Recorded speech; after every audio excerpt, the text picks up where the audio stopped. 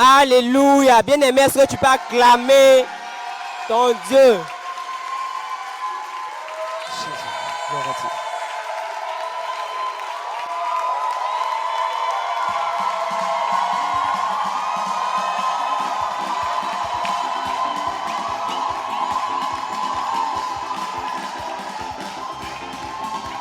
Jésus.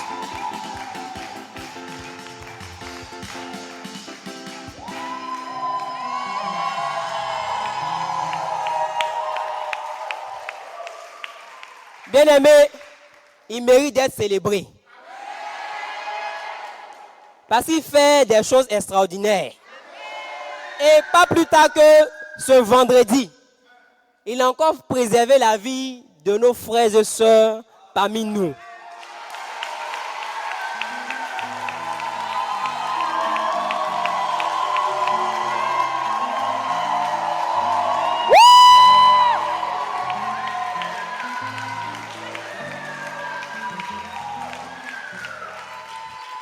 Bien-aimés, nous allons recevoir des frères et des sœurs pour leur témoignage. Je veux qu'on acclame Dieu pour leur vie.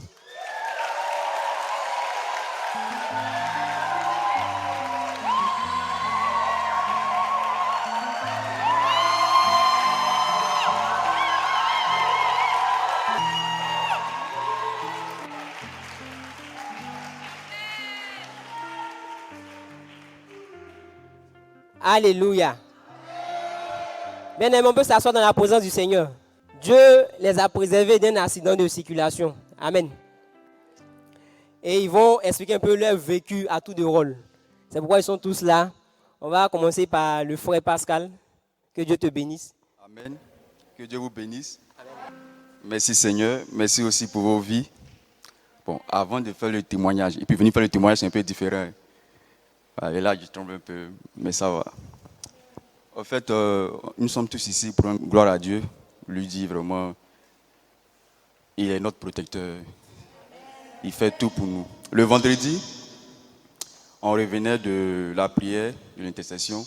Et la prière vraiment s'est passée de façon superbe. On était tous heureux, joyeux. Donc on revenait et on était dans la camionnette. Vous connaissez la camionnette blanche. Et nous 5, j'étais avec les 2 demoiselles à l'avant et les solides garçons derrière. Amen. Et on est passé au feu vert au niveau le feu de Saint-Jean. Lorsque nous sommes passés, on a été percuté par une berline, une Volkswagen Passat. Le choc a été tellement violent et il nous a cogné même 2 fois. Et dès qu'il nous a percuté dans la rotation, il nous a repris encore. Et j'ai perdu le contrôle du volant. J'ai essayé de m'accrocher au volant pour vraiment rester stable. Et on a été conduit par l'élan du choc jusque dans le caniveau, derrière le mur de CNS, qui est l'autre côté de la voie en allant vers la corniche. Donc c'est le caniveau qui nous a ralenti juste un peu et on était arrêté là. Donc lorsqu'on s'est arrêté, j'ai essayé de foncer la porte, c'était quand même assez facile. Je suis descendu, les autres me sont déjà descendus même avant moi. Donc chacun a pris le point de chacun. Bon, par la grâce de Dieu, avec la violence du choc, personne n'a été gravement blessé, des égratignures.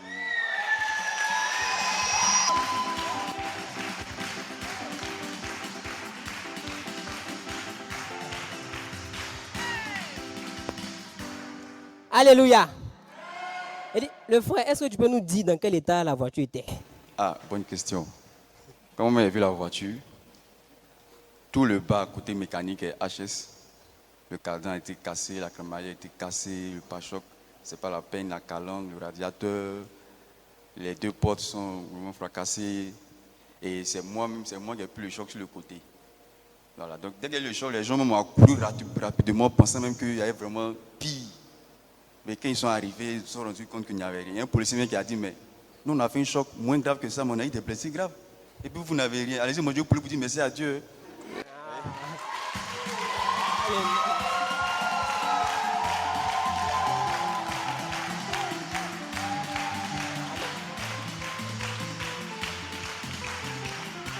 Amen.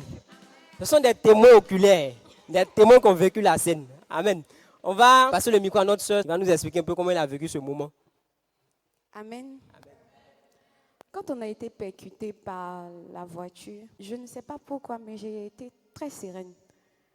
Je n'étais pas perturbée, j'avais l'esprit tranquille. Je ne me suis pas agitée dans la voiture. Bien au contraire, je consolais la sœur. Au fait, j'essayais de la calmer, elle à côté, qui était un peu perturbée. Mais moi-même, ça m'a un peu étonnée, l'état dans lequel j'étais.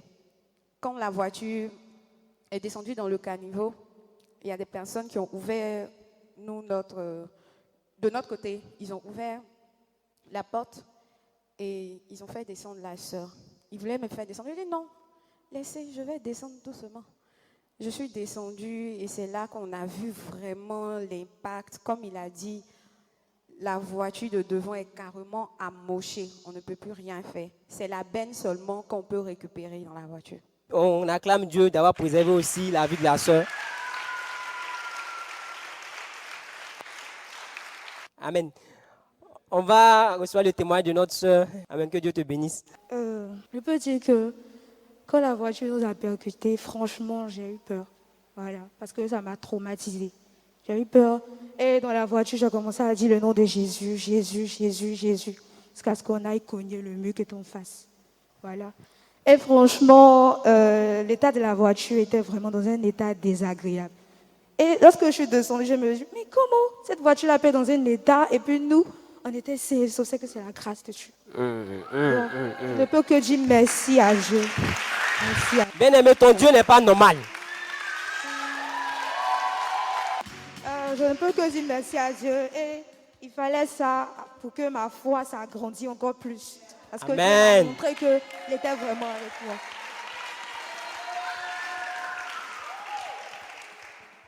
À présent, le frère Loès. Amen. Amen. Le vieux a tendance à dire, laissez-vous conduire par l'esprit.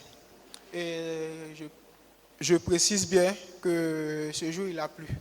Et dans la camionnette, il y avait des planches. Et les planches étaient totalement trempées. Donc, généralement, on ne peut pas s'asseoir sur des planches trempées, nous allons être mouillés.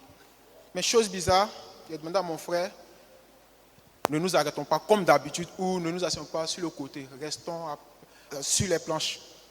Certainement, mon frère m'a regardé parce que j'ai vu son regard, mais bref, je n'ai pas compris. Asseyons-nous totalement. Nous sommes assis, nos sacs devant. Et on partait. Environ 3-4 minutes plus tard, un choc violent. Et ma tête a frappé le capot, la tête de la voiture. C'était le premier choc à mon niveau. Et les barons se sont soulevés. Mais je n'ai rien compris. Nous, lui et moi, nous sommes restés intacts dans la voiture. Vraiment, on a de jouer vraiment les forces de la physique.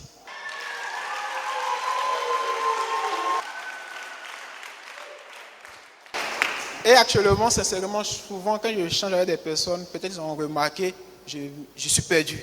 Au fait, je réfléchis, jusqu'à présent, j'ai réfléchi, comment cela peut être possible. Je cherche des réponses physiques, mais je n'en trouve pas. Ça, c'était le premier choc. Et lorsque nous sommes arrivés au niveau du caniveau, nous sommes restés encore intacts. Des barons encore se sont balancés de partout. Et j'ai reçu un choc violent au niveau des côtes. Mais sur le champ, j'ai senti que quelque chose m'a touché. Mais je n'avais pas mal sur le champ. La première des choses, quand j'ai regardé, j'ai vu ma soeur, Sandrine, qui avait attrapé son cou. Donc la première des choses, aller voir ce qui se passait. Et j'ai sauté une simple porte. J'ai attrapé la porte, je n'arrivais pas à ouvrir la porte. 2 minutes plus tard, je me trouve assis. Je n'ai pas compris pourquoi. Et lorsque les SAMU sont arrivés, ils m'ont demandé si ça allait, si personne ne voudrait aller avec les ambulanciers. Au préalable, j'ai dit non, je ne veux personne, ça va, ça va. Mais un moment, je les sentais. J'avais très très mal. En toute honnêteté, j'avais très mal. Et j'ai commencé à prendre froid. Or, j'avais regardé un film. Et dans le film, une voiture qui a percuté une personne qui n'avait rien, mais qui avait une blessure interne, le sang coulait. Et c'est ce que je ressentais. Je prenais froid et Sandrine m'a dit, bon, va avec eux. Mais ça ne va pas. Je ne tenais plus sur mes pieds. Et l'ambulancier m'a dit, bon, de toutes les façons, on te prend, ça va te déposer au CHU. Tu te sens à tes propres frais. Il dit, ah, Sandrine dit, va appeler papa. Il dit, bon, ça sert à quoi d'aller au CHU, m'asseoir comme cela, sans portable, puisque les portables étaient mélangés partout. Et puis rester là, je préfère, si ça doit arriver, que ça arrive ici. Et Dieu merci, le vieux est arrivé. Et quand le vieux est arrivé, Petit à petit, la douleur comme ça s'est calmée. Petit à petit, la douleur s'est Alléluia. Alléluia. Jésus. Hey.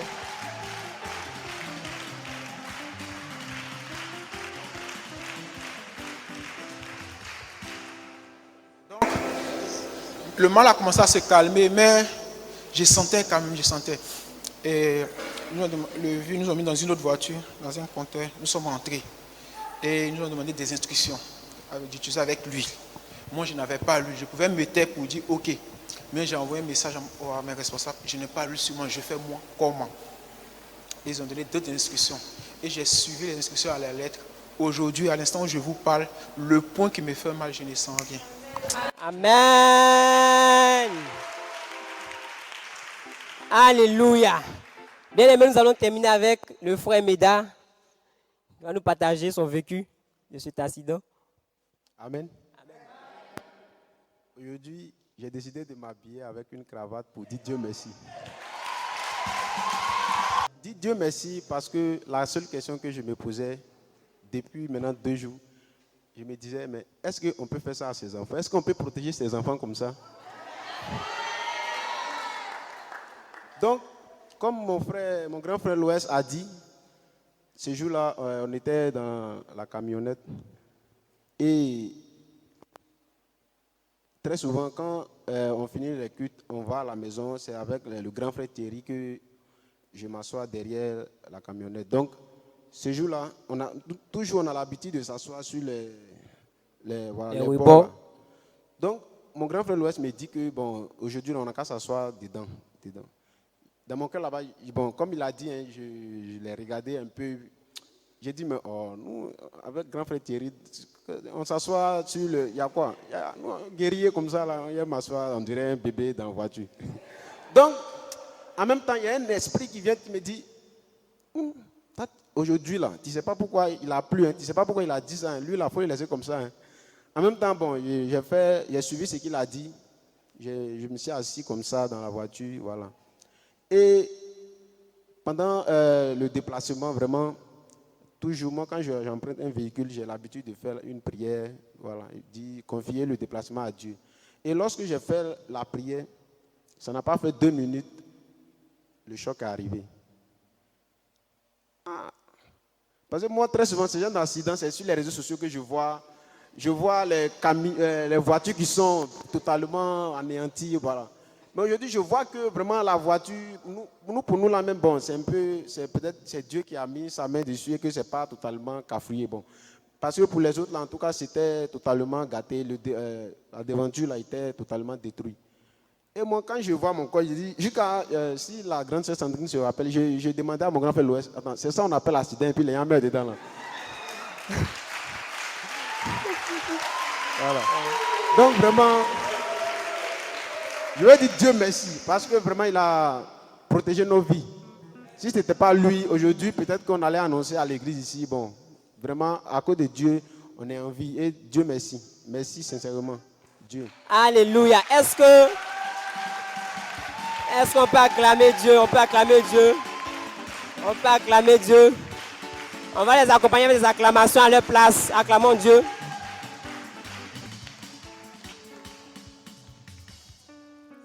Alléluia. Bien-aimés, par leur témoignage, on voit combien de fois notre Dieu n'est pas normal. Des personnes qui étaient censées peut-être faire 2 saltos en l'air et retomber sur le goudron. Mais il y a une main qui les a maintenus dans la voiture. Et cette main-là, c'est la main de ton Dieu.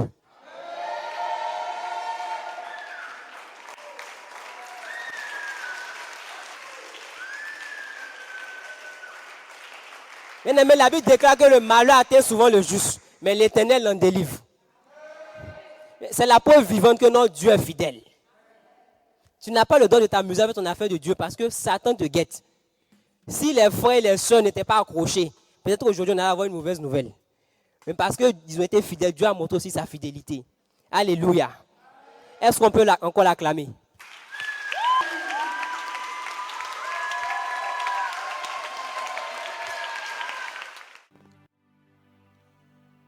Que ton nom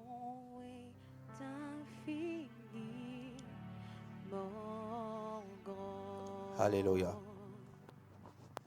Alléluia. Amen. Père, je veux te bénir, te rendre toute la gloire, te dire merci pour ce moment que tu permets. Merci pour ce dimanche encore que tu nous donnes la grâce de voir. En ce jour particulier, nous voulons tous te célébrer. Te dire encore merci pour tout ce que tu as fait pour nous tout le long de la semaine écoulée et ce que tu feras pour nous pour cette journée et pour la semaine à venir et pour les mois et jours à venir.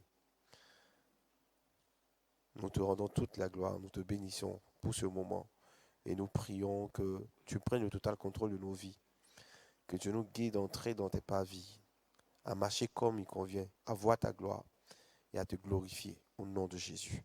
Amen. Amen. Que Dieu vous bénisse. Je vais inviter quelqu'un à baisser la tête et à remercier le Seigneur dans son cœur. S'il te plaît, baisse la tête et remercie le Seigneur dans ton cœur. La façon dont tu vas te connecter aujourd'hui au Saint-Esprit va déterminer les grâces qui vont t'accompagner en ce jour.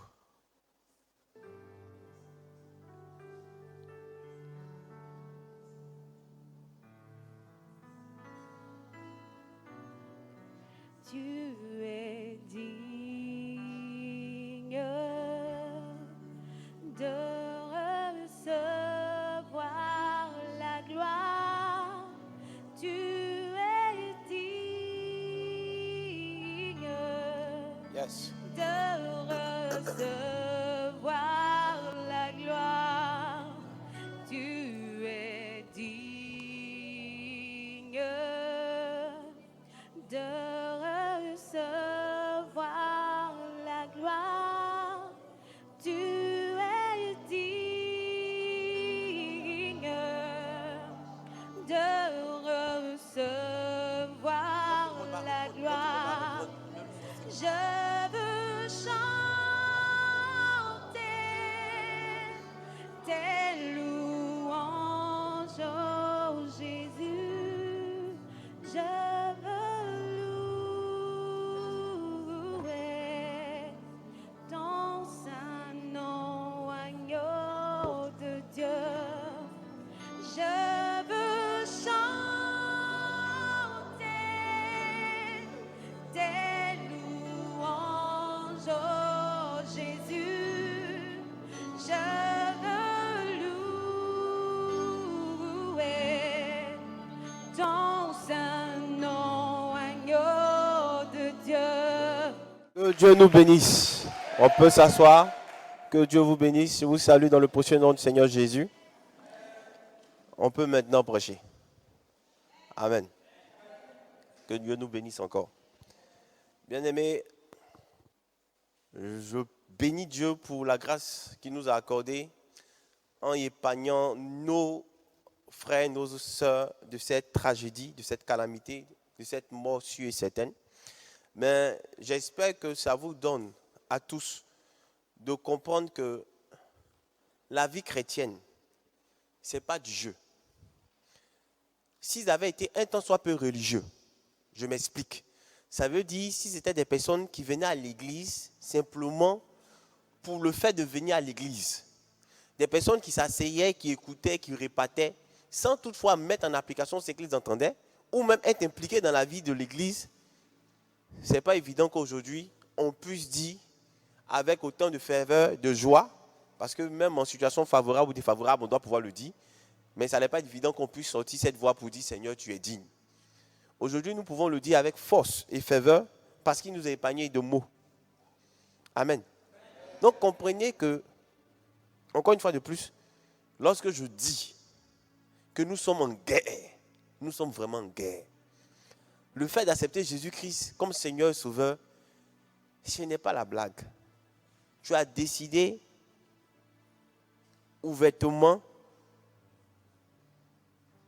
dire à celui qui te maintenait captif qu'il n'a plus le droit de le faire. Et comme il avait un tant soit peu une autorité sur toi, il va vouloir te démontrer le contraire. Et ce qui va faire la différence, c'est ta façon de voir ton Dieu, ta façon de te comporter avec ton Dieu. C'est la foi que tu auras. Amen. C'est pourquoi je pense qu'aujourd'hui, il est pour moi important. C'est vrai que nous avons passé on a déjà prêché sur le thème de la foi à plusieurs reprises. Mais je pense encore qu'aujourd'hui, pour moi, il est important que l'on parle de la foi. Amen. Mais pas sous, je vais dire, le vocable ou de définition de la foi. Non, on a déjà expliqué qu'est-ce que c'est la foi. Mais aujourd'hui, je veux simplement encore attirer notre attention sur quelle est la preuve de ta foi. Jacques 2 nous parle de la foi, des œuvres de la foi. Jacques nous dit que ta foi est morte ou vivante en fonction des œuvres. Si tu manifestes des œuvres, cela prouvera que toi, ta foi est vivante. Si tu n'as pas des œuvres, cela va attester que ta foi est morte. Quelqu'un me suit? Amen. Donc nous sommes appelés, écoutez bien, nous sommes appelés à avoir des œuvres, à manifester des œuvres qui prouvent que notre foi est vivante. Maintenant, ce que je suis en train de dire, c'est quelle est la preuve que vous avez la foi? Amen. Comme je veux dire, on a reçu des pères de l'Église que Abraham est le père de la foi, nous allons nous baser sur le vécu d'Abraham pour faire ressortir les différents types de preuves de foi. Amen. Comprenez que quand je parle de preuves, je fais une nuance avec les œuvres. Montrer de la compassion, venir en aide aux autres, prouve, ça ce sont les œuvres de la foi qui montrent que notre foi est vivante. Mais qu'est-ce qui prouve que nous avons la foi? Donc on va se baser sur la vie d'Abraham pour voir quelles sont les actions qui ont prouvé que Abraham méritait d'avoir le titre que tout le monde lui donne aujourd'hui d'être le père de la foi. Quelqu'un me suit? Donc, en quelque sorte, quelles ont été les preuves qui ont démontré à tous qu'Abraham avait la foi? Amen. Donc si tu es avec moi, je te demande simplement de te disposer et nous allons parler selon ce que Dieu nous a mis à cœur. Nous allons prendre nos Bibles dans le livre de Genèse. Amen. Genèse chapitre 12, je lis. Genèse chapitre 12, à partir du verset 1. L'Éternel dit à Abraham, va-t'en de ton pays, de ta patrie, de la maison de ton père, dans le pays que je te montrerai. Je ferai de toi une grande nation. Au verset 2, je ferai de toi une grande nation, et je te bénirai.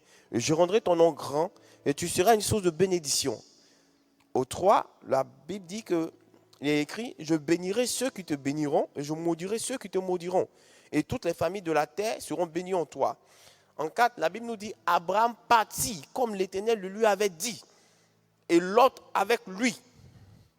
Abraham était âgé de 75 ans, lorsqu'il sortit de Charam. Alléluia. Amen. Je vais maintenant à Genèse 11, à partir du verset 31. La Bible nous dit, Térak prit Abraham son fils. En fait, Térak, c'est le père d'Abraham. Térak prit Abraham son fils et Lot, fils d'Aram, qui est aussi, Aram, c'est le fils, c'est le frère d'Abraham, mais aussi le fils de Térak. Quelqu'un me suit? Donc, c'est-à-dire que Abraham et Aram sont frères, et Térak est leur père. Donc, je reprends au verset 31. Il dit, Térak prit Abraham son fils et Lot, fils d'Aram, fils de son fils, et Saraï, sa belle-fille, femme d'Abraham, son fils.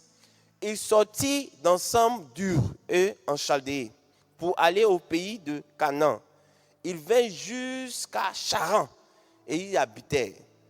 Les jours de Térak furent de 205 ans. Et Téra mourut à Charan. Amen. Quelqu'un me suit? On dit que son âge était de combien? 265. Amen. Et comprenez que lui, il a mis Abraham, c'est qu'il a conçu Abraham quand il avait 70 ans. Térak. C'est écrit en Genèse 11, verset 26. On dit Térak, âgé de 70 ans, engendra Abraham, Nachor et Haran. Amen. Donc il a commencé à concevoir à partir de 70 ans. Quelqu'un me suit? Qu'est-ce que je veux nous enseigner? Vous savez déjà que j'ai eu pour habitude de dire que Abraham était dans une zone de confort en griffe. Quelqu'un qui est à l'aise, qui est dans une zone d'aisance. Et voici que Dieu lui parle, lui dit, quitte ton pays, ta patrie et la maison de ton père pour le pays que je te montrerai. Très souvent, on n'a pas tendance à faire la nuance. On lit bien le pays que je te montrerai, mais on se dit que c'est le pays que Dieu va lui donner. Quelqu'un me suit? Quelqu'un voit la nuance? Dieu ne lui dit pas que je vais te donner un pays. Il ne te dit pas quitte où tu vis pour un endroit que je vais te donner. Il te dit quitte où tu vis pour un endroit que je vais te montrer. Vous voyez un peu la différence? C'est-à-dire que tu es logé quelque part.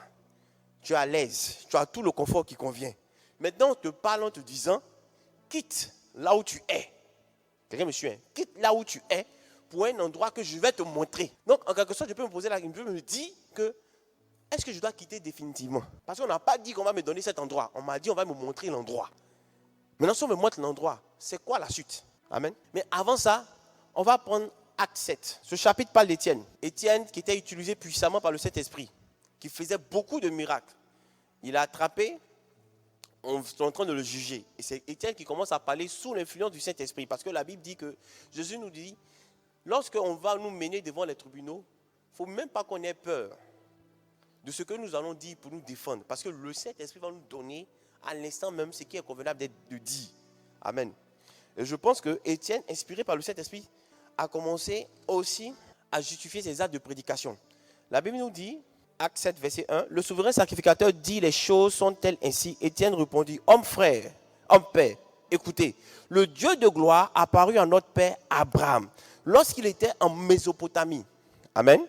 Avant qu'il s'établisse à Charan. Et il lui dit, quitte ton pays et ta famille et va dans le pays que je te montrerai.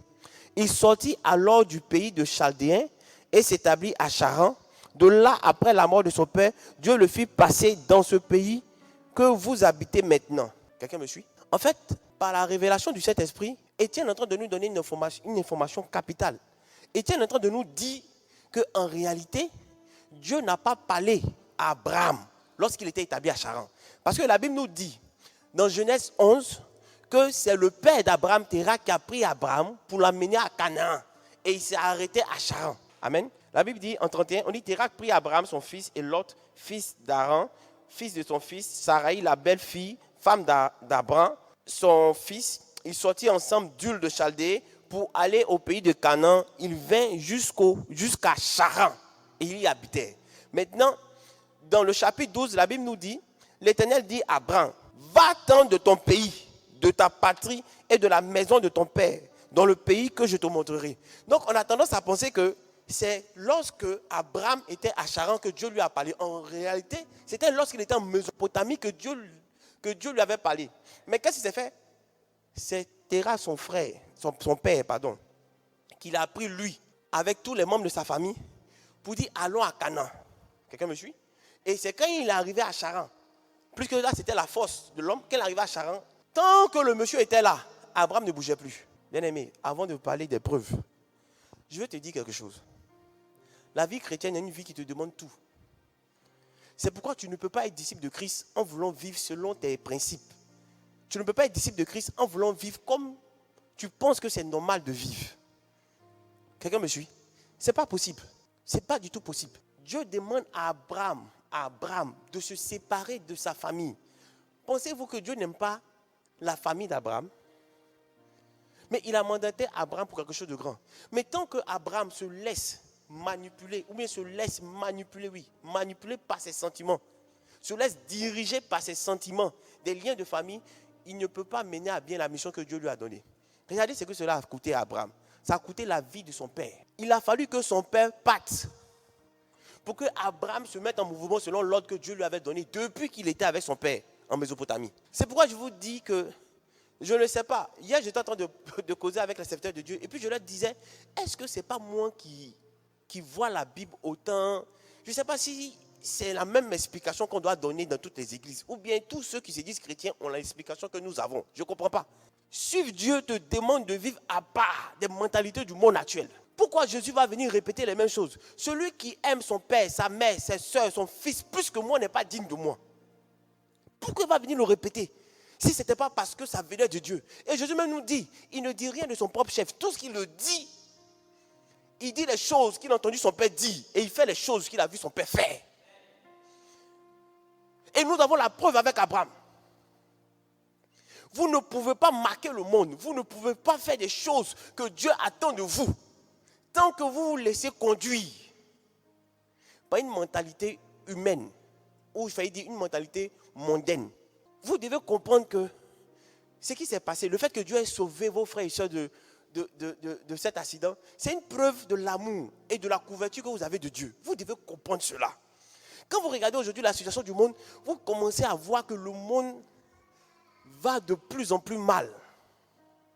Quand la Bible nous parle de la marque de la bête, tout le monde commençait à dire ça doit être une puce, ça doit être quelque chose. Mais aujourd'hui, ils sont en train de pousser des personnes à se faire vacciner. Est-ce que vous voyez un peu? On pousse déjà à se faire vacciner. C'est-à-dire, on vous prive de votre liberté élémentaire de choisir. On vous impulse de faire quelque chose que vous ne voulez pas. Et j'ai envie de dire, ce n'est que le début. Et tant que nous ne sommes pas en train de nous lever pour marcher dans la volonté divine, mais millions de personnes, sinon des milliards de personnes vont subir ces affres. Et c'est la faute des chrétiens que nous sommes. Nous sommes restés dans le monde et nous nous sommes laissés guider par la mentalité du monde au lieu d'imposer la mentalité du royaume. Parce que quand Jésus est venu, il dit, le royaume des cieux est proche. Convertissez-vous. Il est venu nous parler d'un royaume. Non, c'est la mentalité du royaume que nous devons imposer. Et nous ne pouvons pas le faire. Tant que nous voulons marcher dans la mentalité du monde. J'ai écouté c'est passé sur, je ne sais pas si je dois dire sur une application, où il y a un monsieur qui est considéré comme un savant sénégalais, qui disait, on lui posait la question comme quoi, pourquoi il n'y a plus de production de savants africains? Il dit, mais c'est difficile de produire en Afrique. Que l'Occident réussit à produire, pourquoi? Parce qu'eux se sont libérés. Il dit, quelqu'un qui produit, quelqu'un qui fait des choses hors normes, un penseur, quelqu'un qui apporte le progrès, c'est quelqu'un qui doit sortir de la société. Mais il dit, nous en Afrique, on ne peut pas sortir de la société. Il a pris certains Senghor et autres, tout. Il a dit, toutes ces œuvres, les œuvres que ces personnes ont sorties, c'est lorsque ces personnes étaient en Occident. Mais une fois qu'elles sont rentrées chez elles en Afrique, elles ne pouvaient plus. Parce qu'en Afrique, il faut que tu partes voir le tonton, l'oncle, la tante, que les gens viennent te rendre visite. À quel moment tu produis? Il dit de l'autre côté, au moins, ils ont l'hiver. L'hiver, personne ne peut aller rendre visite à son ami. Donc, tu peux travailler. Donc, les gens de ce monde, qui ont une certaine mentalité un peu poussée, reconnaissent que pour produire, il faut sortir du monde. Pour conduire, il faut sortir momentanément pour donner la bonne direction. Et si nous voulons marcher selon la direction divine, vous ne pourrez pas accomplir ce que Dieu attend de vous. Tant que vous vous laissez conduire par vos émotions. On ne fait pas l'œuvre de Dieu avec les émotions. On ne peut pas suivre Dieu avec les émotions. C'est une réalité. Voici Abraham qui vit avec son père. Dieu lui parle. L'action de Dieu sur sa vie est tellement réelle que son père en est impacté. Et c'est son père qui décide de faire le mouvement. Où son père s'arrête, Abraham s'arrête. Pour qu'il puisse entrer dans le plan de Dieu, Dieu est obligé de lui retirer son père. Quand Dieu lui retire son père, c'est maintenant il se met en mouvement. Je vous ai parlé de preuve de la foi. Je vais vous expliquer combien de fois c'est pas donné de pouvoir marcher après la suite, après Jésus-Christ de Nazareth. Mais combien de fois c'est glorieux de le faire. La Bible dit, avant d'aller en guerre, tu t'assois, tu passes en revue ton armée et tu vois le nombre que vous êtes. Et puis tu compares le nombre que vous êtes avec le nombre de l'armée ennemie. Et quand tu vois qu'avec 10 000, tu ne peux pas battre 30 000, au lieu d'aller en guerre, tu envoies une ambassade pour aller demander la paix. Ça veut dire quoi? Avant de t'engager dans quelque chose, il faut peser le pour et le contre. Prends tous les contours. Et engage-toi sérieusement. Et c'est la chose que la plupart de ceux qui se disent chrétiens n'ont pas fait. Ils sont venus à Dieu sous prétexte que depuis leur enfance, leur famille sont chrétiennes, donc eux aussi sont chrétiens. Mais ils n'ont pas compris ce que ça engageait. C'est pourquoi vous avez des chrétiens que ça ne choque pas de vivre dans l'impudicité. Parce qu'ils ne savent pas le poids de leur responsabilité vis-à-vis du monde et vis-à-vis du Père. Ils n'ont pas conscience qu'ils sont la lumière du monde. Que tant qu'ils veulent rester dans ce monde, marcher dans la mentalité du monde, ils ne pourront pas éclairer convenablement le monde. Pour pouvoir éclairer le monde, il faut que tous nous partions vers la source de toute lumière. Et c'est là-bas qu'on peut allumer notre feu et venir éclairer le monde. Allumer notre chandelier et venir éclairer le monde afin de le conduire. Tous, nous sommes fautifs parce que nous nous sommes refroidis. Parce que nous avons voulu marcher avec Dieu selon notre propre mentalité, selon notre vue. Et aujourd'hui, on paye cash. Des gens qui pensaient que être chrétien, c'est être chrétien soit catholique, soit évangélique, soit protestant. Mais qui n'ont pas compris que être chrétien, c'est être disciple de Christ. Donc, ne pas s'acoquiner des mentalités humaines, mais de chercher à faire comme Christ. On dit tes frères, tes soeurs, tes parents t'appellent. Il dit, qui sont mes parents? Qui sont mes soeurs? Mettant les mains sur, dirigeant les mains sur ceux qui l'écoutaient, il dit, voici ceux qui sont mes parents. Ceux qui écoutent la parole de Dieu, qui la mettent en pratique. C'est ceux-là mes pères, c'est ceux-là mes mères, c'est ceux-là mes frères, c'est ceux-là mes soeurs. Pensez qu'il n'aimait pas sa mère? S'il n'aimait pas sa mère, à la croix, il n'allait pas dire, fils, voici ta mère, mère, voici ton fils. Il n'allait pas chercher à lui donner un endroit à vivre.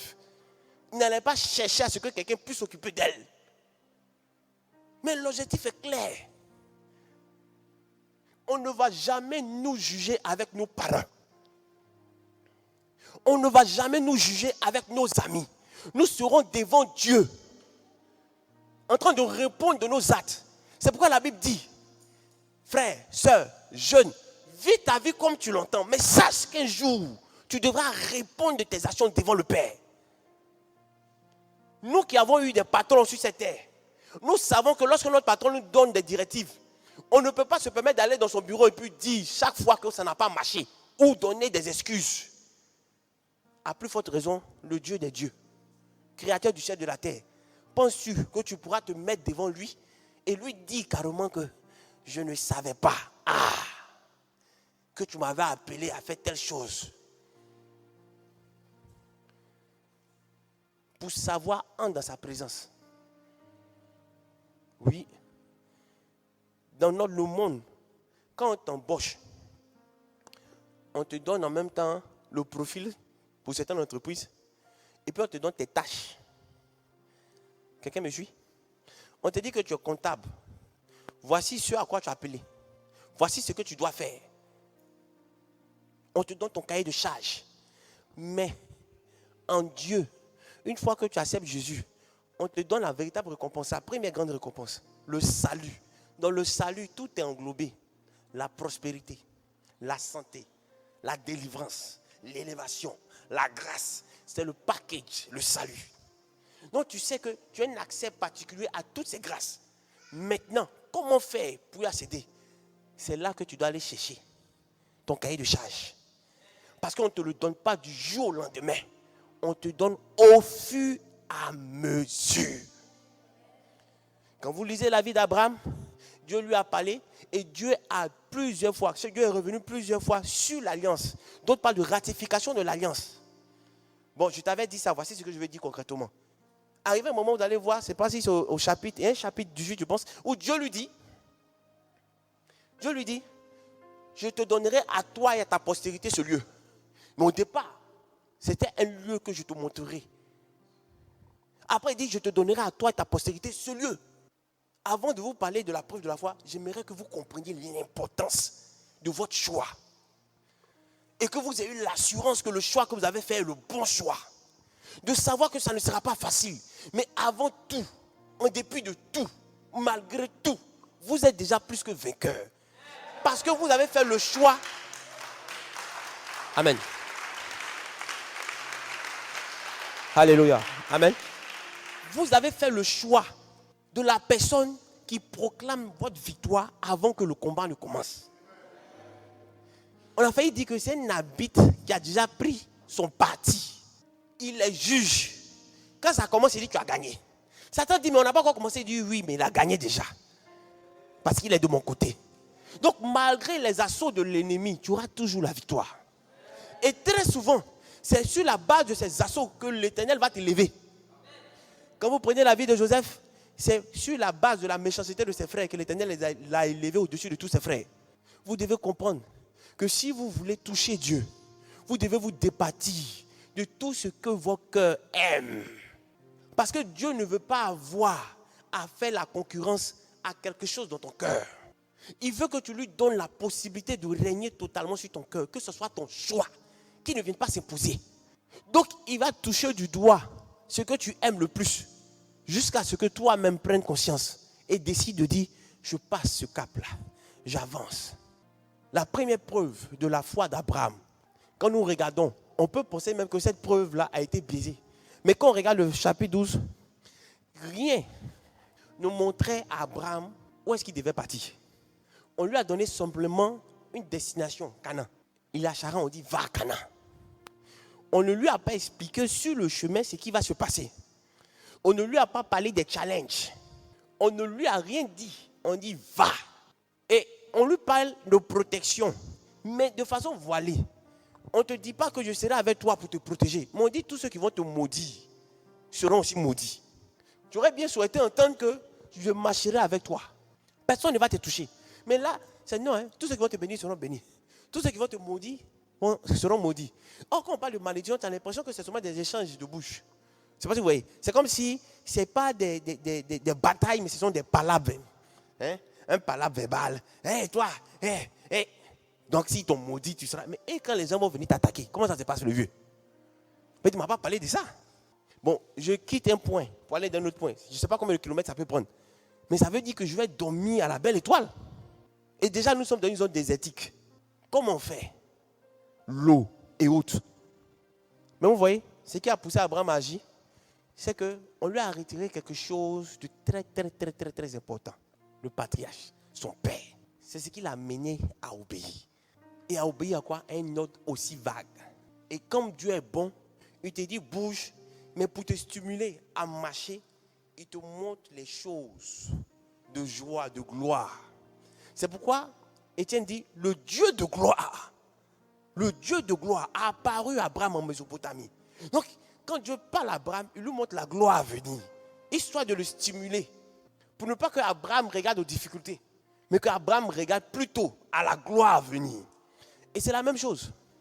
Abraham a obéi. Certes, après avoir été obligé de le faire, mais vous, et même j'ai dit obligé, vous pouvez encore rester jusqu'à ce qu'une autre personne meure. Mais vous devez comprendre que cette preuve de foi, vous devez la faire sans attendre qu'il y ait quelqu'un qui meurt. Parce que la Bible dit qu'il est le même hier, aujourd'hui, éternellement. Il ne change pas. Il ne change pas. Il y a des serviteurs de Dieu qui ont perdu leur femme. Il y a une femme de Dieu que mon épouse écoutait. Elle disait qu'elle est femme de Dieu. Mais une fois Dieu lui a dit, si tu n'arrêtes pas de pourrir la vie à mon fils, je vais te retirer de la terre.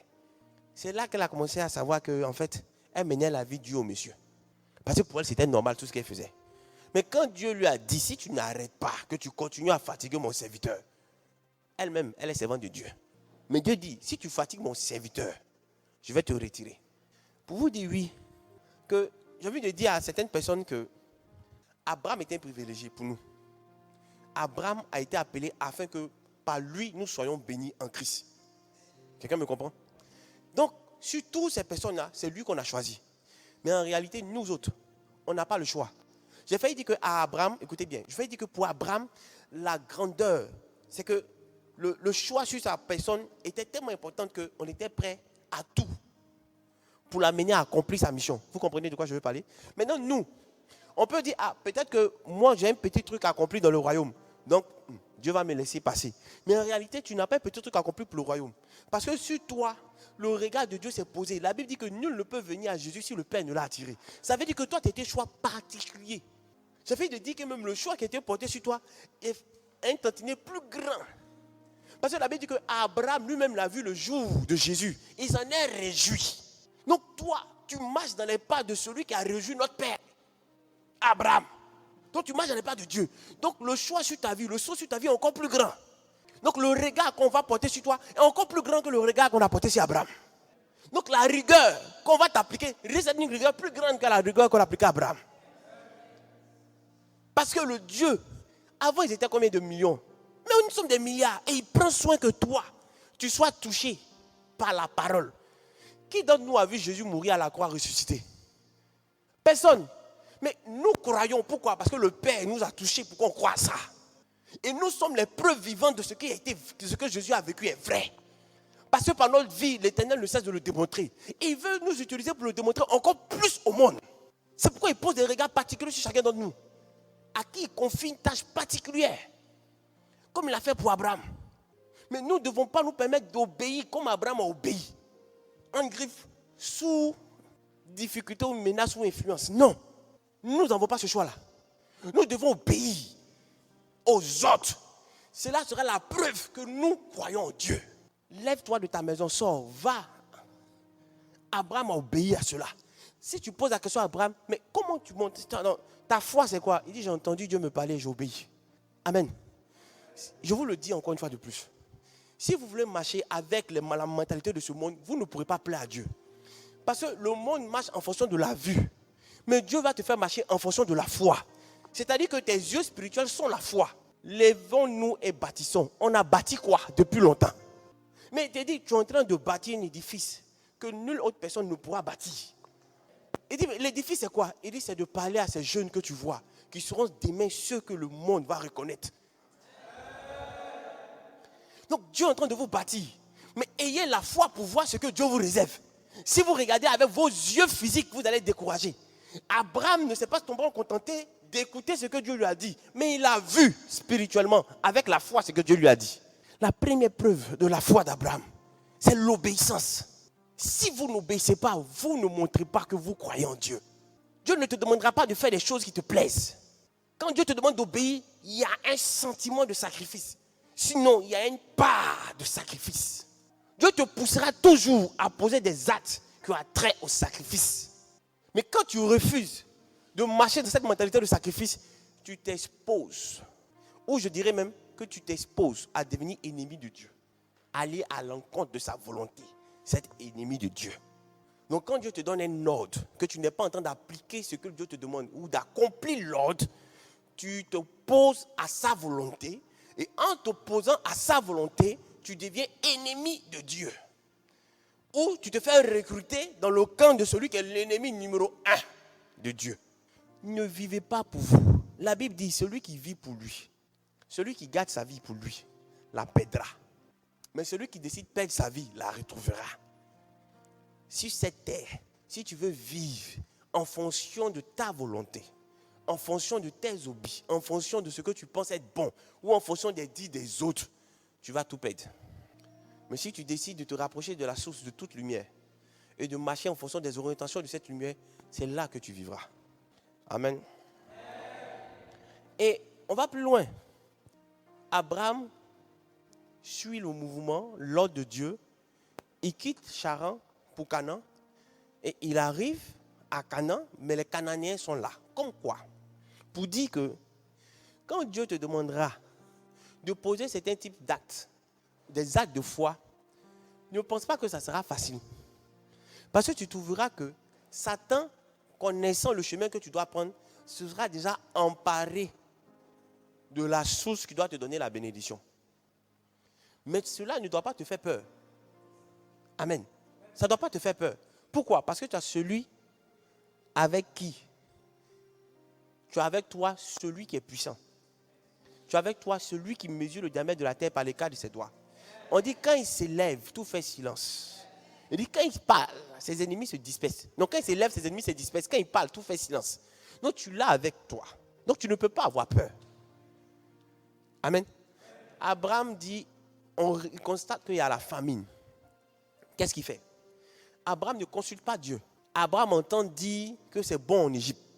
Où il est, il y a la famine. Qu'est-ce qu'Abraham fait? Abraham part en Égypte. Il s'est laissé guider par quoi? Toujours par sa vue, par ses perceptions, par son sens humain. Par son sens humain. Il arrive en Égypte, Pharaon récupère sa femme. Et cette fois-ci, Pharaon récupère sa femme et Pharaon prend la femme d'Abraham pour sa femme. On a envie de dire, mais où est Dieu dans ce cas-là? Comment Dieu laisse faire une telle chose? Mais j'ai fini par comprendre que Dieu ne lui a pas demandé d'aller en Égypte. Oui, Dieu ne lui a pas demandé d'aller en Égypte. Quand vous lisez bien, vous allez voir la vie de son fils Isaac. La même chose se produit. Mais c'est Dieu qui dit à Isaac, reste en Égypte. Quelqu'un me comprend? Mais lui, Dieu ne lui a pas parlé. Il allait en Égypte. Et voici qu'il se fait humilier. Parce que quelqu'un prend sa femme pour femme. Mais là encore, Dieu étant fidèle à lui-même, décide d'agir. Il frappe la maison de Pharaon de douleur, de malédiction, de mots terribles. Jusqu'à ce que Pharaon lui dise, mais c'est toi qui m'as trompé. Tu m'as dit que c'est ta sœur. Une demi-vérité. Ok. Pharaon se libère d'Abraham, mais lui donne quoi? Des servantes, des serviteurs et des brebis. Mais cet épisode fait que Abraham perd la face devant tous ses serviteurs. Parce que qui peut regarder son maître qui est encore vivant et puis une personne prend la femme de son maître et puis encore porter un respect à ce maître? Ce n'est pas évident. Abraham est sorti avec avec Lot, son neveu. Écoutez bien, quand Dieu lui a demandé de partir, quand son papa est décédé, il est encore parti avec Lot. Donc, Abraham, Lot et tous leurs serviteurs vivent l'humiliation qu'Abraham vit. Ils sont en train de le voir. Donc, au fur et à mesure, il perd. Peut-être fait dire un éclat devant ces personnes. À telle enseigne que lorsqu'ils sortent d'Égypte, ils arrivent dans un endroit où les bergers de Lot se permettent de faire palabre aux bergers d'Abraham. C'est comme toi, les serviteurs de ton petit frère vont venir faire palabre à tes serviteurs sous prétexte que vous vivez dans la même maison. Ils ne peuvent pas se permettre de le faire. Mais s'ils le font, c'est parce que peut-être quelque part, l'éclat d'Abraham a diminué. Et qu'est-ce qu'Abraham fait? Il demande à Lot de se séparer de lui. Et regardez l'erreur aussi de Lot. Qu'est-ce que Lot fait comme erreur? Lot prend, c'est-à-dire dans la vie dans laquelle vous êtes là, ce qui brille n'est pas forcément de Dieu. Ne soyez pas de ceux qui aiment la chose facile. Il y a un Ken là. Non, tu n'as rien fait dedans. C'est trop facile. Vous allez tout droit à la mort. Prenez toujours le temps de demander la volonté de Dieu. Lot a vu les plaines qui donnaient vers Sodome. Il dit, lui, ça va là-bas. Le côté désertique là. Abraham a caressé là. Et c'est là qu'Abraham dit, Dieu dit à Abraham, parcours tout l'endroit là. Regarde, lève les yeux. Moi, je te donne ça. À toi et ta postérité. C'est maintenant que Dieu lui dit, je te donne. À toi et ta postérité. Vous comprenez? Mais où est-ce que je voulais en venir? Je voulais en venir au fait que quand Dieu vous donne une instruction, ne rajoutez pas à l'instruction de Dieu d'autres instructions. Quand Dieu dit à Abraham sort, il n'a pas dit sortir sa famille. Il sort avec Lot. Voici qu'il est obligé de se séparer à Lot. Quand Dieu lui dit sort, va à Canaan, il va à Canaan, il y a un problème. Mais il n'avise pas Dieu. Il prend lui-même le choix, la décision de partir en Égypte. Et il va là-bas, il prend quoi? Il prend des biens de l'Égypte, des esclaves. Qu'est-ce que cela va donner? Ça va donner lieu à ce que demain, Abraham sorte avec Agar pour faire Ismaël. Vous comprenez un peu? Ça veut dire que comme un pas dans le péché entraîne un autre pas, le fait qu'il soit allé en Égypte sans la volonté de Dieu a amené ce que Satan puisse introduire dans sa maison, un élément qu'il allait pouvoir utiliser au temps favorable pour contrer la bénédiction que Dieu avait prévue pour lui. C'est la même chose qui s'est passé avec quoi? Lot. Le fait que Lot ait mis un pas à côté de Sodome, ça fait que Lot a commencé à apprécier les choses de la luxure. Il s'est retrouvé lui-même à Sodome. Et qu'est-ce que ça a donné plus tard? Ça lui a donné de tout pète. Est-ce que vous voyez? Ça veut dire que Dieu peut vous donner des choses bénies, consacrées. Mais votre façon de marcher, si c'est une façon loin de l'Éternel, où vous n'écoutez pas ses agissements, vous n'écoutez pas ses dits, vous posez des actes, vous pouvez perdre tout ce que l'Éternel vous a donné. Et c'était le cas de Lot. Tout ce que Lot a eu, c'est bien. Il les a perdus lorsqu'il est entré à Sodome et Gomorrhe. Quand ils sont venus attaquer Sodome et Gomorrhe, ils ont tout pris. Quelqu'un me suit? Et il était obligé de sauver sa vie, encore par l'intercession d'Abraham. Il est sorti de là sans prendre 5 francs en griffe. Sans prendre un bien. Pendant qu'Abraham était toujours nanti. Tout ça pour vous dire que lorsque Dieu vous donne des instructions, ne soyez pas vous-même vos propres prophètes ou vos propres intendants pour dire, bon, s'il a dit ça, ça veut dire ça. Non. Attendez son signal avant de poser l'autre pas. Attendez son signal avant de poser l'autre pas. De la même manière, il t'a conduit au premier pas. Attends qu'il te donne des instructions pour le deuxième pas. Ne le dévance pas. Ne mets pas un pas de plus. Ça peut être un piège de l'ennemi. C'est pourquoi je veux encore vous dire, écrivez vos rêves dans les moindres détails. Écrivez les impressions que vous avez après une prière. Ça peut vous aider demain. Arrive un moment où vous pouvez être en train de chercher une orientation divine. Quand vous allez revenir sur ces choses, vous verrez que l'Éternel vous avait déjà parlé de ce que vous vivez. Et vous aurez pu avoir l'orientation qui convient. Mais si vous ne l'avez pas écrit, vous serez en train de dire, mais Seigneur, tu m'as laissé prendre le mauvais chemin. Tu diras, non, je t'ai dit. Mais tu as pris mes choses à la légère. Quand Dieu parle, on ne prend pas à la légère. C'est comme ton papa ou bien le grand-père qui veut te donner conseil. Tu prends tout ce qu'il te dit à la lettre. Donc, à plus forte raison, Dieu, quand Dieu te parle, tu ne prends pas ça à la légère. Parce qu'un mot qu'il te dit, ce sont des directions pour ta vie. Donc, si tu as interprété comme tu le voulais ce qu'il te dit, tu sors du cadre de la bénédiction. Ou tu t'exposes carrément à l'ennemi. Donc, écrivez vos rêves. Écrivez-les. Quand vous finissez de prier, prenez un temps de silence. Vous allez peut-être au départ dire, bon, j'ai ressenti, écris. Tu ne peux pas dire à Dieu, Seigneur, viens, parle-moi, dirige-moi. Et puis penser que tout ce que tu vas recevoir, après avoir dit ça, vient de ton propre chef. Si tu ne prends pas au sérieux ce que tu reçois, qui va prendre au sérieux ce qui va venir de toi? Toi-même. tu dis que j'ai entendu ça, mais c'est de Dieu. Pourquoi moi je vais croire en ce que toi tu me dis? Si toi-même tu ne prends pas au sérieux ce que tu reçois de Dieu. Et très souvent, ces gens de personnes ne prennent même pas au sérieux ce qu'ils reçoivent de Dieu de la part d'autres personnes. Après quoi, Dieu avait déjà promis à Abraham qu'il allait lui donner un enfant. Amen. Il allait lui donner une postérité du moins. Quand Dieu se met devant Abraham, en chapitre 15, il vient voir Abraham, il dit Abraham ne craint rien. Je lis, on dit après ces événements, la parole de l'Éternel fut adressée à Abraham dans une vision. Il dit Abraham ne crains point, je suis ton bouclier et ta récompense sera grande. Abraham répondit Seigneur Éternel, que me donneras-tu? Je m'en vais sans enfant. Et l'héritier de ma maison, c'est Eliezer de Damas. Et Abraham dit voici, tu ne m'as pas donné de postérité, et celui qui est né dans ma maison sera mon héritier. Alors la parole de l'Éternel lui fut adressée ainsi. Ce n'est pas lui qui sera ton héritier, mais c'est lui qui sortira de tes entrailles, qui sera ton héritier. Après l'avoir conduit dehors, il dit, regarde vers le ciel et compte les étoiles, si tu peux les compter. Et il lui dit, telle sera ta postérité.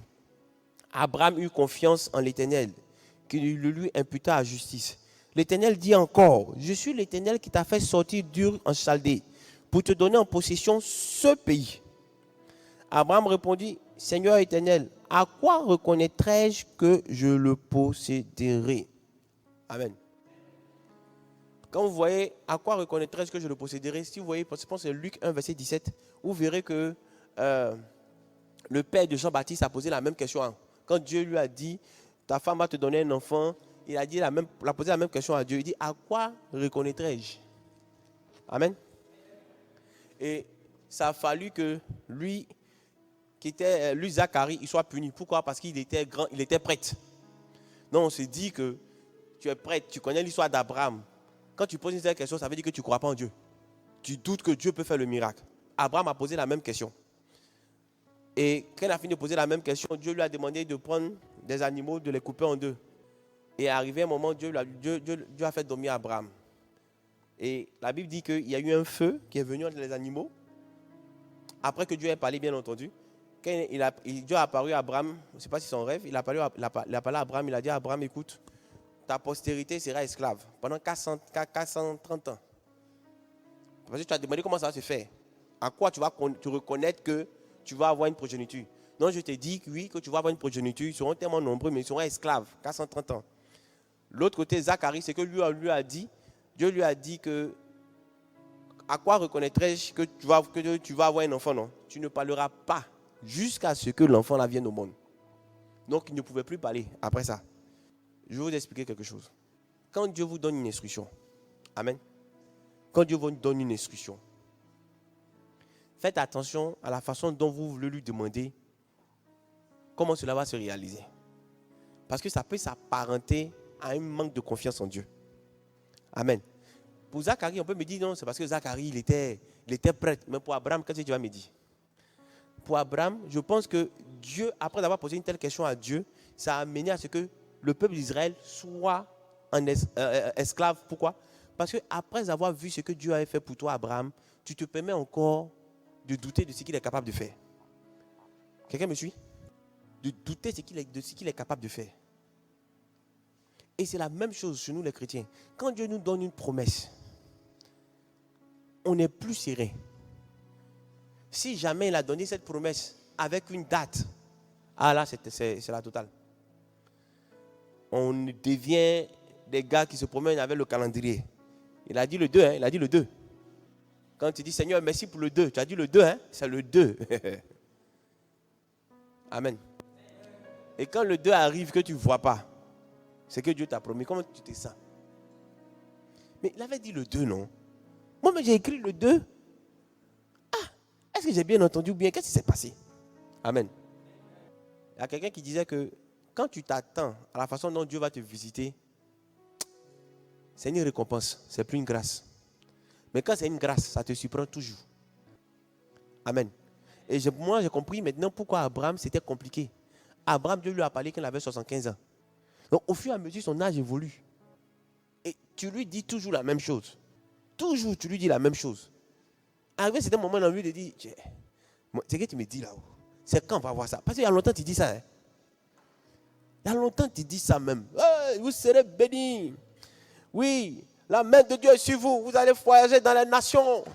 Mais quelqu'un me dit, mais Daddy même là même. Il y a longtemps, il a parlé des avions. On ne voit pas, on ne voit pas, on ne voit pas. On ne voit pas les avions là. Hein? Même il a parlé de construire temple. Le vieux, bon, tes cheveux deviennent blancs. À quel moment ça s'est passé? C'est toi ou bien ce sont les autres gars qui vont faire? Il faut bien nous expliquer. Parce que dans cette histoire-là, on est à fond. Hein? À la lune, les choses se vont là, on ne comprend plus. Amen. Je peux vous dire une chose. La dernière preuve de la foi, c'est la patience. Et ça, ce n'est pas facile. La dernière preuve de la foi, c'est la patience. Ce n'est pas du tout facile. Vous verrez que, peut-être, après mon enseignement, vous aurez tendance à penser que Abraham n'est plus le père de la foi. Parce que la foi qu'il a démontrée, les preuves de sa foi ont été très souvent entachées. Mais c'était la première personne qui a osé faire confiance à Dieu. Et ça, oui, il doit mériter le titre de père de la foi. Parce que ce n'est pas facile. Il y avait plusieurs divinités dans ce temps. Ils étaient idolâtres. Comment toi tu dis Dieu t'a parlé? Et que le Dieu qui t'a parlé est plus fort que tous les autres dieux. Tu te bases sur quoi? Donc il fallait être tenace, être entêté pour arriver au bout. C'est pourquoi Abraham mérite ce titre de père de la foi. Ce n'est pas facile. Dieu lui a parlé qu'il avait 75 ans. Ça a 100 ans qu'il a eu l'enfant en question. Donc 25 ans. 25 ans.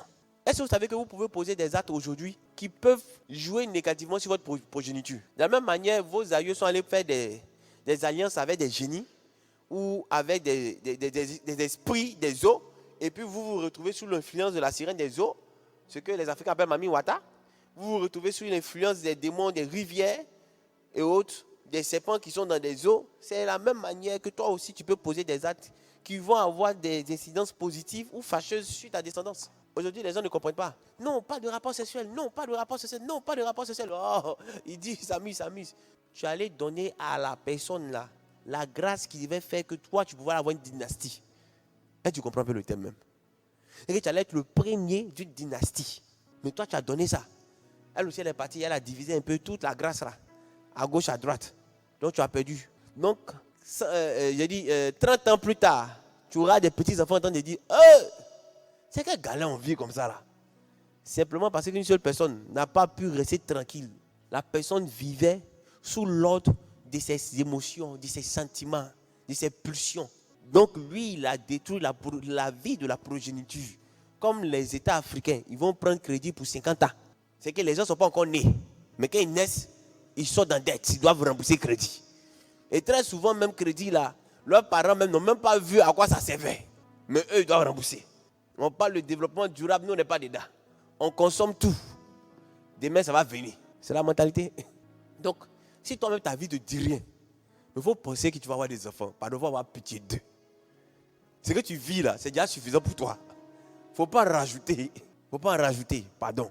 Donc faites attention aux alliances que vous faites. Faites attention aux mots que vous dites. Parce que vous pouvez ternir l'éclat de toute une génération. Dieu parle à Abraham, il lui dit, je vais te donner un enfant. Qu'est-ce qui se passe? Au chapitre 16, je pense. Yes. La femme d'Abraham vient le voir pour lui dire, Joe, c'est vrai, Dieu a parlé, mais moi je pense que tu peux me faire un enfant. Tu peux avoir un enfant.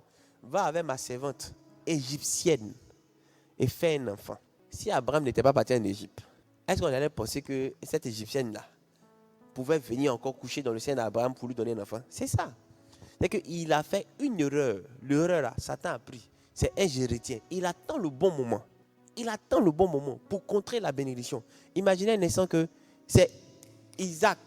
C'est Isaac qui devait récupérer toute la grâce. Isaac devait récupérer toute la grâce. Mais parce que Abraham a fait un enfant, voici que Dieu bénit en plus Isaac et Dieu bénit les autres. Ça veut dire que Satan, sachant qu'il ne pouvait pas bloquer la bénédiction qui était sur Abraham, qu'est-ce qu'il a fait? Il a fait entrer l'ivraie dans le blé. Est-ce que vous comprenez ça? C'est-à-dire que Satan, sachant qu'il ne peut pas te bloquer, mais il peut permettre que tu tombes enceinte. Et ça va créer un ralentissement dans l'accomplissement de ton projet. Satan, sachant que Dieu attend quelque chose de toi, il peut créer des conditions avec les portes que toi-même tu ouvres pour te malmener. Faites attention à vos choix. Faites attention à votre façon de vivre. Faites vraiment attention. La vie chrétienne, là, c'est une vie de combat et de stratégie. On a l'impression qu'on met le pied comme ça. Non, non, non, non. Satan te guette. Satan te guette. Les frères, ils sont allés prier. Ouais. Ils se sont dit, oh, on était contents comme ça. Mais s'ils savaient ce qui les attendait. Et Je me réveille, je me réveille l'après-midi avec le chant qu'on a chanté là. Tu es digne de recevoir l'honneur, la gloire, tu es digne. Bon, je me réveille à 16h, de 16h à 18h, je veux prier, c'est le son là qui est dans ma tête. On devait prier à la maison, aux œuvrants de 19h et autres. Donc je commence, bon, quand l'homme de Dieu entend un chant, quelque chose, c'est que vous faites, tout le monde doit répondre. Non, j'entends un chant, les répondeurs prennent un peu. Bon, on continue, quand on prend le chant, on a fait une louange. Mais je vous dis que je ne dansais pas fort, j'étais comme ça. Mais je transpirais. À grosse, je dis, attends, non, je ne suis pas en train de danser seul. Non, je lui ai dit, il dit, je ne suis pas en train de danser seul. Parce que dans la manière dont il danse, et puis il transpire. C'est que j'ai bougé même. Tu as fait les danses même, tu as bougé même. Mais tu danses tout doucement, et puis tu transpires comme ça. C'est que soit je suis au ciel en train de danser, je ne suis pas en train de danser sur la quelque chose qui se passe. On a fini la prière. On devait prier, hein? On n'a même pas fait de prière. On a fait louange, remerciement à l'Éternel. On a dansé. Mais si on me demandait pourquoi on a dansé, je ne sais pas pourquoi on a dansé. Jusqu'à quand on finit la danse, on dit bon, allons, on va acheter du poulet, on va manger. On dit à quelle fête? Je dis, je ne sais pas. On est là, allô, daddy, bon, il y a quoi? On a fait un accident là. Quand il a dit on a fait un accident là, j'ai pensé aux gars qui sont toujours derrière. Il dit, tout le monde va bien. Il dit, oui, tout le monde va bien. Il dit, bon, j'arrive. Si vous ne vous laissez pas guider par Dieu, il y a des choses qui vont vous arriver. Imaginez un instant que je me disais, non, attends, on doit faire une prière, pourquoi je dois faire une louange? Ça sert à quoi de faire une louange? Quel est le thème de la louange? Pourquoi on doit chanter? On doit dire merci à Dieu. Ou bon, je me sens un peu fatigué, je viens de me réveiller. Laissez-vous guider. Si vous êtes des enfants de Dieu, laissez-vous guider. Tu peux sortir de la banque, puis tu entends, mets-toi à genoux, adore-moi. Frère, mets-toi à genoux, il faut l'adorer. Peut-être que dans la caméra, le directeur de banque va te voir à genoux, va dire, ouh, ce jeune homme il a trop de problèmes. Il te voit en train de lever les mains comme ça. Aïe, bon. Et après, quelqu'un fait moi un retrait de 2 millions là, pardon, on va donner au jeune homme qui est là-bas, je sens que ça ne va pas. Quand tu veux te lever, on dit, monsieur, tenez. Tiens quoi, non, ça va. Hein? Prenez ça, allez régler vos problèmes. Tu ne comprends pas de quoi il s'agit. Je vous dis, Dieu fait des choses étonnantes. Mais pour voir ces choses étonnantes-là, il faut être prêt à faire des choses aussi folles. Oui, la Bible dit, ce qui est folie pour Dieu, c'est sagesse. Mais ce qui est folie pour le monde, ça aussi c'est sagesse pour lui. Donc tu as fait des choses que le monde a dit, il est fou. C'est ça, Dieu dit, ouh, je t'aime, papa, tu as touché mon cœur. Il faut faire encore et voir. Amen.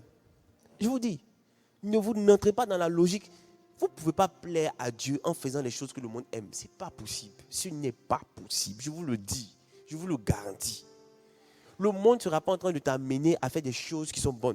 Par exemple, les gens qui ont eu bac, ils ne vont même pas commencer à prier même pour savoir où on va les orienter. Vous voyez? Ils vont attendre que les orientations sautent. Bon, peut-être que toi, tu avais une grâce particulière que Dieu voulait utiliser pour faire de toi, je ne sais pas, un musicien hors pair, comme les Manu, Dimombo et autres là. Et toi, on t'amène en criminologie. C'est pour être criminel ou attraper les criminels. Satan a gâté ta vie comme ça, tu ne sais même pas. On t'a envoyé, ouais, je suis un criminel. Toi seul, tu es là-bas, tu fais des années, 3 années. Puis tu dis, c'est même pas pour y aller à l'école, bon, j'arrête. Parce que tu t'es laissé conduire, pas parce que Dieu voulait. C'est comme des parents. Et ça, je vous le dis. En fait, la vie chrétienne n'est pas pour que tu deviennes désobéissant aux parents. Non, c'est pas ça. La Bible dit, obéissez à vos parents. Mais tu obéis à ton parent lorsque ton parent te demande de faire les choses de Dieu. Par exemple, il y a des filles qui venaient prier ici, qui étaient catholiques. Parce qu'elles ont commencé à prier, elles ont commencé à avoir un autre comportement. Ça veut dire, les filles ne portent plus mini. Elles ne font plus mèche peut-être qui arrivent sur leurs pieds. Elles se sont comportées. Leurs parents disent, non, mais on ne vous comprend pas, vous ne sortez pas, c'est pas. À cause de ça, on les a punis, on les a envoyés dans notre pays. Est-ce que vous comprenez? Le père, tu dis aux filles de sortir un peu. Bon, toi-même, ta propre fille sort, elle va prendre grossesse, tu enlèves. Et puis, tu veux que ces filles qui ont décidé de ne plus se comporter comme les autres jeunes de leur âge, qui cherchent Dieu, prennent exemple sur ta fille. Donc, que toi-même, tu étais prêt à déshériter, à régner. Nul n'était le fait qu'elle soit venue ici. Qu'on ait prié, qu'on ait fait sa délivrance, toi-même, tu étais prêt à la chasser de la maison. On t'a montré les vidéos qui attestaient que c'était un esprit qui faisait qu'elle volait, qu'elle mentait. C'est là que tu t'es calmé. Bon, maintenant, tu as été, je ne sais pas, piqué par quel autre esprit là-bas, tu décides de dire qu'elles ne viennent plus prier ici, elles n'ont qu'à partir dans leur église. Bon, elles disent là-bas aussi, elles ne se sentent pas à l'aise. Tu leur dis, elles n'ont qu'à se comporter comme l'autre fille que toi, tu voulais chasser. Parce qu'elles ne se comportent pas comme l'autre fille que tu voulais chasser. Donc, c'est un exemple palpable. Tu vas montrer à toute la terre qu'on ne s'amuse pas avec toi, tes autres. Donc tu les punis, tu les renvoies là où elles étaient auparavant, en supposant que là-bas ils vont vivre l'enfer. Et ça, c'est un exemple palpable.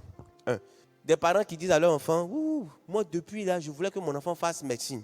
Tu n'étais jamais préoccupé des notes de ton enfant, qu'il soit en seconde, qu'il soit en première, qu'il soit en terminale. Tout ce que tu lui demandais, tu passes. Depuis qu'il est en 6e, tu n'as jamais travaillé sur le côté où, parce que tu veux qu'il fasse médecine, mais tu ne lui as jamais donné l'amour de la médecine. Tu ne lui as jamais parlé de médecin. Tu ne lui as jamais parlé des choses pareilles, semblables. Non. Toi, quand il a le bac, tu dis, youpi, va faire médecine. Mais regarde ses notes au moins, pour voir s'il a le niveau pour aller faire médecine. Le gars même, il a le bac avec 200 points. Il a été racheté par Dieu. Il a été racheté par Dieu. 200 points, il a été racheté. Après qu'il soit racheté, quand tu regardes même les notes SVT, le gars a 10 de moyenne. Il est dans 10 partout moyen. Et toi, tu veux le tuer. Il a qu'à partir faire médecine. Mais pourquoi tu fais ça? Et lui aussi, il va aller faire, il dit, mon papa dit d'aller faire médecine. Premier, ça le cafouille. Premier tronc, comment il a cafouillé. Deuxième tronc, comment il a cafouillé. Son papa n'en demeure pas. Tu dois faire médecine. Frère, toi seul, tu pleures dans ta chambre. Moi, il ne sait pas, c'est que le vieux. Il faut rester comme ça. Le vieux, il a fini sa vie. Si tu t'amuses à laisser ta vie dans sa main, il va gâter. Puis c'est fini. Dans 3 ans, 4 ans, 5 ans, quand tes autres gars vont venir avec leur voiture, tu seras en train d'accuser qui? Ton papa. Et c'est comme ça que Satan va te recruter. Puis tu seras un véritable aigri. Un gars haineux va te donner la sorcellerie. Tu vas commencer à attaquer tes autres petits frères qui font des prouesses. Eux, à leur tour, on leur dit, faites ce que vous voulez. Là, c'est son cœur est gâté. Ils ont qu'à faire quoi? Eux, tous ont qu'à faire médecine. Donc, quand on vous parle, c'est pas pour... Non, attendez. C'est pas... Des parents qui veulent vivre leur vie qu'ils n'ont pas pu vivre dans la vie de leurs enfants. Comment vous pouvez faire ça? Comment vous pouvez faire ça? Non. Moi, je n'ai pas eu un grand mariage.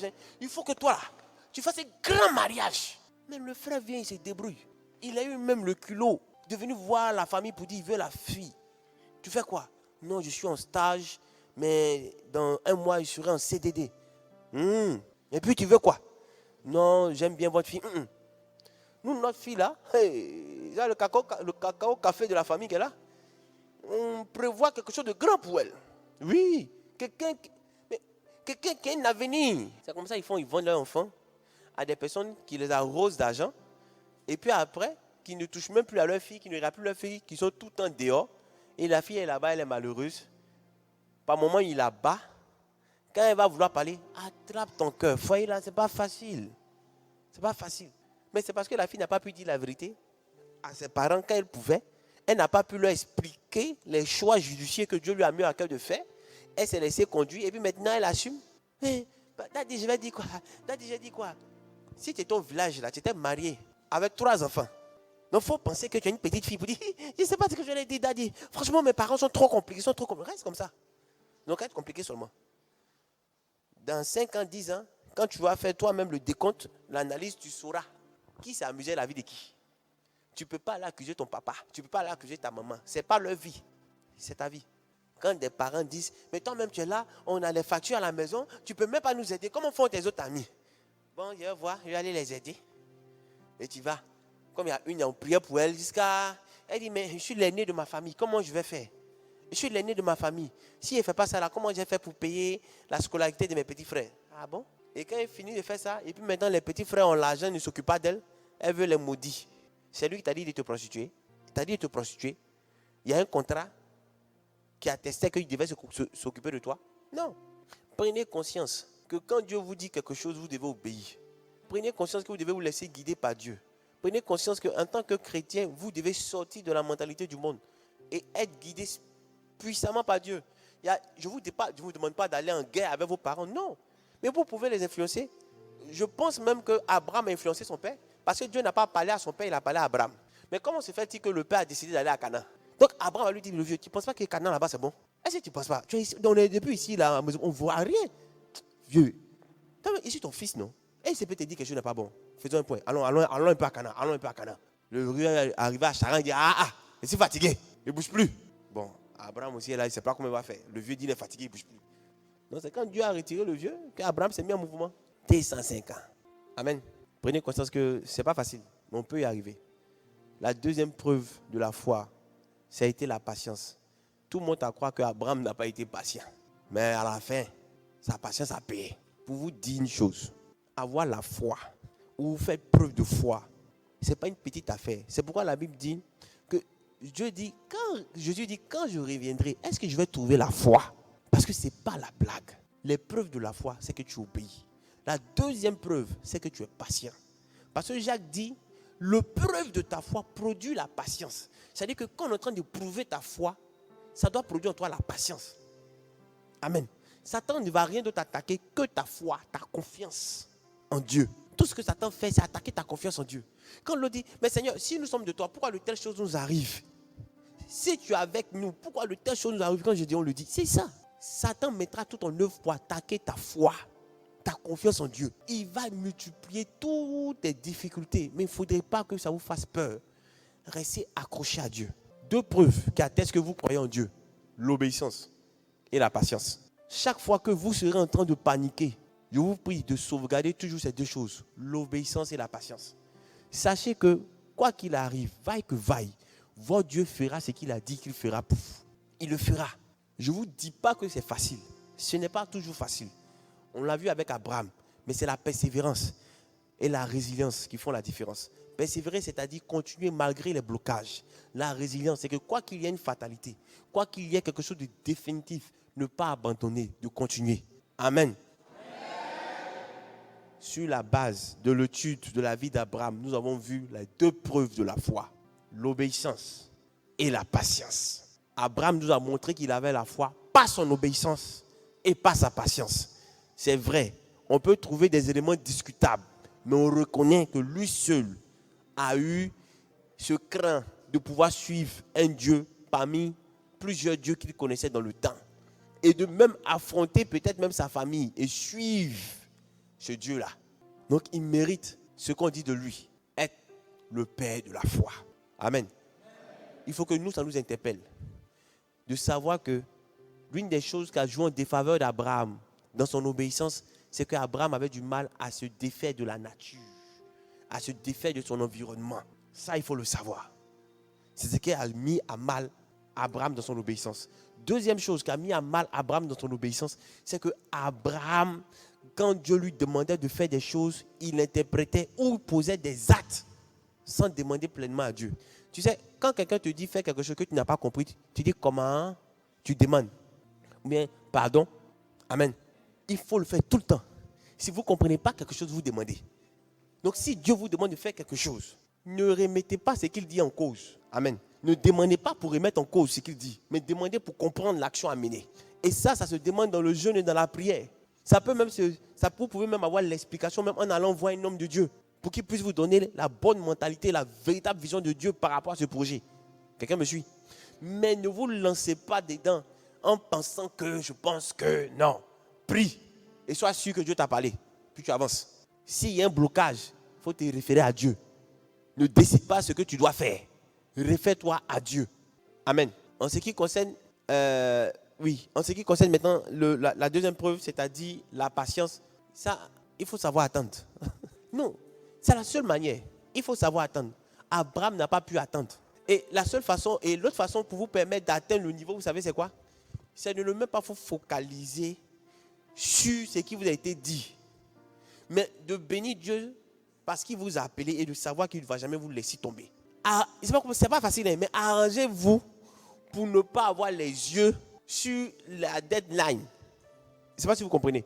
Si on vous a donné un temps, n'ayez pas les yeux sur le temps, mais ayez les yeux sur l'accomplissement de la promesse.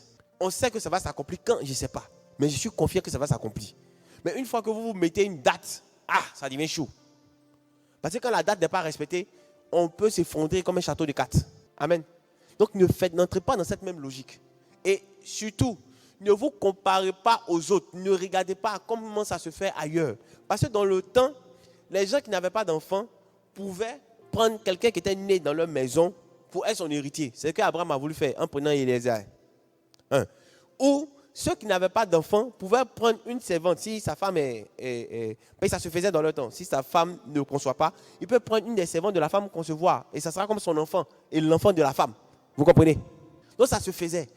Si Abraham est tombé dans ces deux pièges, c'est justement parce que Abraham a regardé ce qui se faisait à gauche, à droite. Donc nous ne devons pas avoir ce regard sur ce qui se fait à gauche, à droite. Vous ne devez pas vous comparer aux autres. Dis, mais attends, celui-là est en train d'évoluer, cette-là est en train d'évoluer. Non, non, non, non, non, non. Regardez à ce que Dieu vous a dit. Accrochez-vous à cette vérité. Au ciel là-bas, on ne va pas dire, toi là, tu es vite entré dans ta bénédiction, hein? Ah, mais toi là, tu as trop duré, mais peut-être que vous-même. Non. Accomplis ce que Dieu t'a demandé de faire, c'est tout. Amen. Vous me suivez? Que Dieu vous bénisse.